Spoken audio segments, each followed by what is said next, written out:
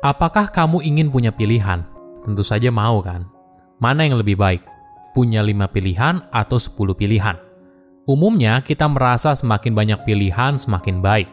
Nah, bagaimana bila semakin banyak pilihan justru buat kita semakin bingung dan pada akhirnya membuat pilihan yang buruk? Ini yang menarik soal pilihan.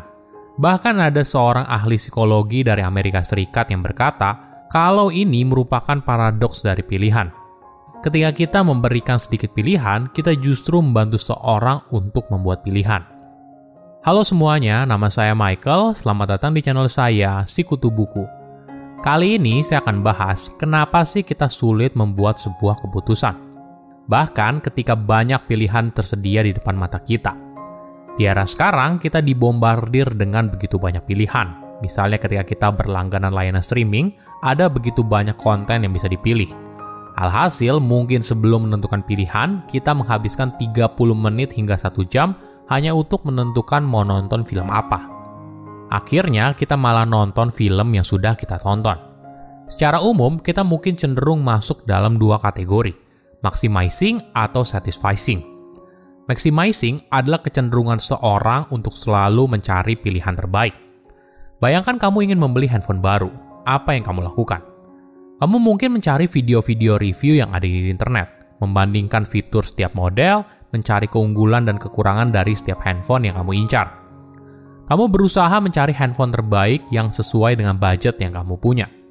Sedangkan satisfying adalah kecenderungan seorang untuk menerima pilihan yang cukup baik, daripada berusaha mencari yang terbaik. Kembali ke contoh handphone tadi. Dalam situasi ini, yang kamu lakukan hanyalah memetakan apa sih sebenarnya yang kamu butuhkan dari sebuah handphone. Fitur apa yang penting buat kamu, lalu memilih handphone yang masuk kriteria itu, tanpa harus secara komprehensif membandingkan setiap opsi yang ada.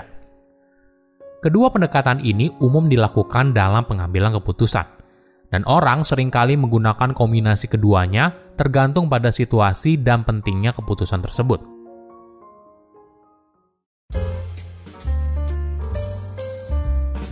Mana yang lebih baik? Apakah maximizers atau satisfier? Mungkin secara umum kita diajarkan kalau semakin banyak pilihan maka semakin baik. Di satu sisi, ketika kamu secara komprehensif membandingkan setiap pilihan yang ada, maka mungkin saja kamu menemukan pilihan terbaik. Tapi realitanya, hal ini boleh dibilang hampir mustahil. Kenapa? Karena ada batasan dalam hal pemikiran seorang, waktu yang ada, dan usaha yang diperlukan. Memang betul, secara umum, seorang maximizer memberikan hasil yang lebih baik. Sebagai contoh, sebuah penelitian menemukan bahwa lulusan perguruan tinggi dengan kecenderungan maximizer menerima pekerjaan yang memberikan gaji awal 20% lebih tinggi dibandingkan rekan-rekan mereka yang cenderung satisfier. Tapi, apakah mereka bahagia dengan pilihan yang diambil? Belum tentu.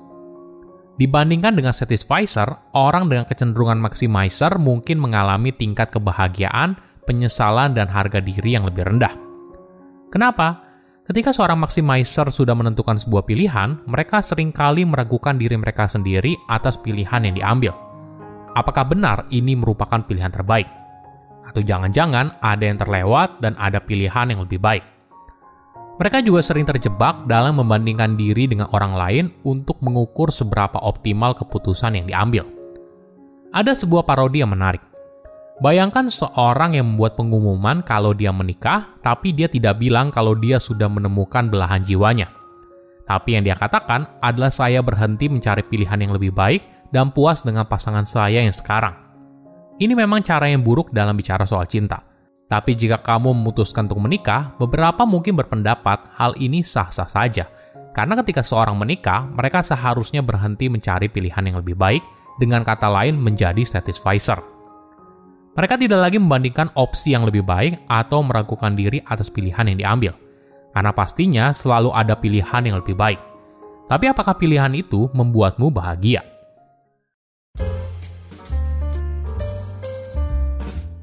Ketika membuat sebuah keputusan, terutama sebuah keputusan besar, apa yang kamu lakukan? Mayoritas mungkin perlu waktu untuk menimbang opsi yang ada, dan ini sangat wajar. Tapi, bagaimana bila setelah menimbang semua opsi, kamu justru jadi bingung harus memilih yang mana? Setiap opsi tentunya tidak 100% bagus, ada sisi baik dan buruknya. Alhasil, kamu banyak menghabiskan waktu berpikir soal opsi yang ada dan tidak memilih sama sekali. Apakah situasi ini familiar? Tipe overthinking ini punya nama dan dikenal sebagai analysis paralysis. Jadi, analysis paralysis adalah ketidakmampuan seorang untuk mengambil keputusan karena terlalu memikirkan suatu masalah. Ketika kamu memiliki terlalu banyak data, kamu jadi sibuk membandingkan kelebihan dan kekurangan masing-masing pilihan. Hingga akhirnya, kamu tidak bisa menentukan pilihan. Contohnya begini, sudah mendekati jam makan siang, terus kamu bingung mau makan di mana. Lalu kamu mencari review restoran di internet. Setelah mencari hingga 1 jam, kamu masih belum tahu mau makan di mana. Alhasil, karena kamu sudah lapar, kamu tidak jadi pergi lalu makan mie instan di rumah. Bukan cuma soal pilihan yang kecil.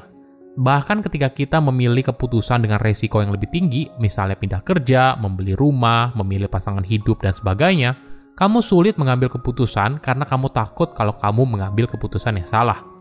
Padahal kamu sudah membandingkan sisi baik dan buruknya. Ibaratnya, kamu terjebak dalam lingkaran what if skenario. Gimana kalau ternyata ketika saya pindah ke kantor baru, tapi suasananya nggak nyaman?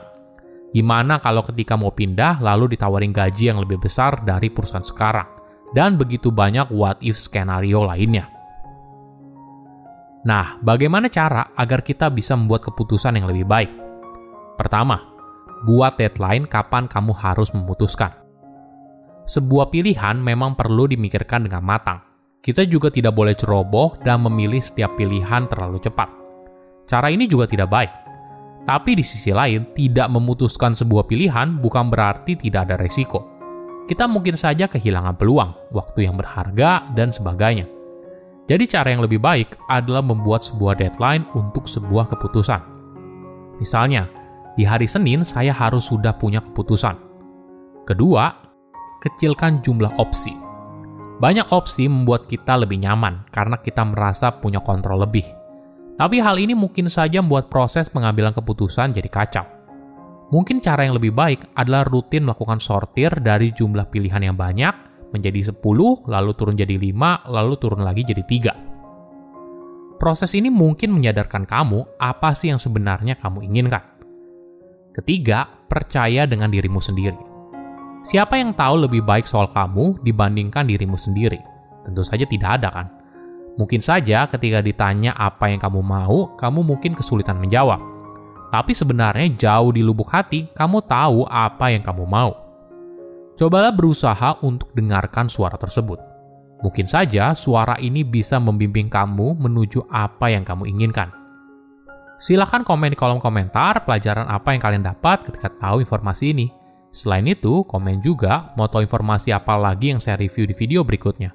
Saya undur diri, jangan lupa subscribe channel YouTube Sikutu Buku. Bye-bye.